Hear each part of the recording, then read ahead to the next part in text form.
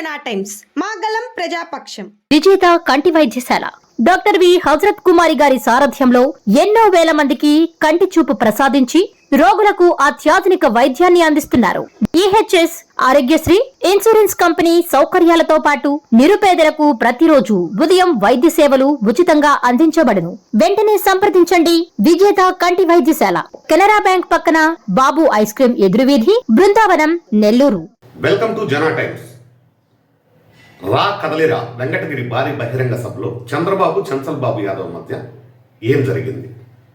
అతిరథ మహారథులు ఆనం రామనారాయణ రెడ్డి కానీ, ఇటు సోమిరెడ్డి చంద్రమోహన్ రెడ్డి కానీ, పనబాక లక్ష్మి కానీ, పనబాక కృష్ణయ్య కానీ అందరూ వేదికను అలంకరించారు, అందరూ తగిన స్పీచ్ ఇచ్చారు.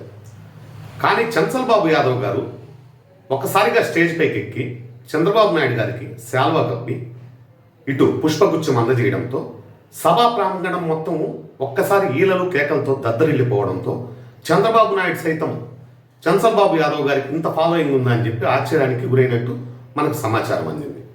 అదేవిధంగా ఉమ్మడి నెల్లూరు జిల్లాలోని వెంకటగిరిలో కూడా ఇటు చంచల్ బాబు గారి యాదవ్ ప్రాబల్యం ఎక్కువగా ఉండడం, అదేవిధంగా ఇటు నెల్లూరు జిల్లా నుంచి కూడా ఒక 5 నియోజకవర్గాల నుంచి భారీ స్థాయిలో చంచల్ బాబు వర్గం వెంకటగిరికి బయలుదేరిపోవడంతో ఒక్కసారిగా సభా ప్రాంగణంలో చంచల్ బాబు గారి యాదవ్ పేరెత్తినప్పుడల్లా, చంచల్ బాబు యాదవ్ గారు కనపడినప్పుడల్లా ఈలలు కేకలతో సభా ప్రాంగణం దద్దరిల్లిపోయింది. ఇది మొత్తం గమనించిన చంద్రబాబు నాయుడు క్యారవాన్లోకి చంచల్ బాబు యాదవ్ గారిని పిలిపించుకొని, ఆల్రెడీ రామనారాయణ రెడ్డి, పనబాక లక్ష్మి, పనబాక కృష్ణయ్య అందరూ ఉండగానే మీ పేరు ఆల్రెడీ పరిశీలనలో ఉంది, బీసీలకు న్యాయం చేసే పార్టీ మన తెలుగుదేశం పార్టీ, మీకు ఎట్టి పరిస్థితుల్లోనూ అన్యాయం జరగదు, ఇటు లోక్సభ కానీ అటు అసెంబ్లీ కానీ ఏదో ఒక స్థానానికి మిమ్మల్ని ఖచ్చితంగా నియమించేదానికి చూస్తాము, ఆల్రెడీ మీ పేరు పరిశీలనలో ఉందని చెప్పడంతో మనకు విశ్వసనీయ వర్గాల ద్వారా ఈ సమాచారం అందింది.